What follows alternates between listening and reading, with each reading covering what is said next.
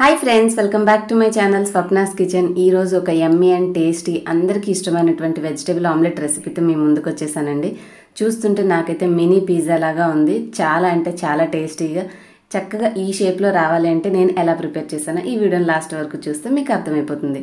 ముందుగా ఈ recipe prepare చేసుకోవడానికి నేను ఇక్కడ తీసుకున్నాను ఒక ఉల్లిపాయ, 2 పచ్చిమిరపకాయలు, క్యాప్సికము, క్యారెట్, టమాటా. ఇవన్నీ కూడా మీకు ఎంత పాసిబుల్ అయితే అంత పాసిబుల్ చిన్న ముక్కలుగా కట్ చేసుకోండి, లేదంటే చాపర్లో కట్ చేసుకున్నా కూడా సరిపోతుంది. కొంచెం కొంచెం కాబట్టి చాపర్లో ఇబ్బంది, విడివిడిగా అయితేనే మనం ఈ విధంగా కట్ చేసుకోగలం. వీటన్నిటిని ఇప్పుడు ఒక బౌల్లోకి తీసుకోవాలి.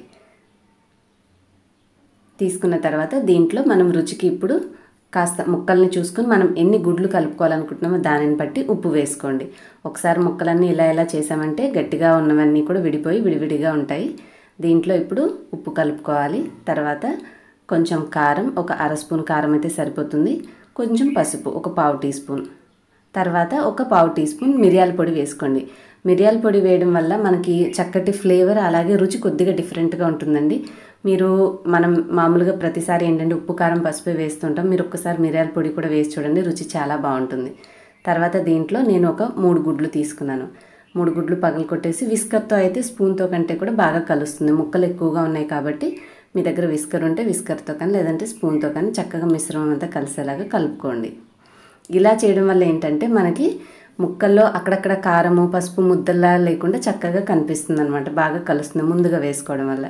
ఇప్పుడు వచ్చేసి ఈ ప్యాన్ యొక్క స్పెషాలిటీ ఏంటంటే ఇది చక్కగా మనం సెట్ దోశ కానీ ఆమ్లెట్ కానీ ఇంట్లో ఫ్యామిలీలో అందరం ఒకసారి కూర్చుంటాం లంచ్కి. కానీ అమ్మకు మాత్రం ఎంత హడావిడిగా ఉంటుందంటే ఒక్కొక్కరి తర్వాత ఒకరికి ఆమ్లెట్ వేసి ఇవ్వాలంటే 2 ప్యాన్లు పెట్టలేం, కానీ ఒక ప్యాన్లో ఒకటే అవుతుంది కదా.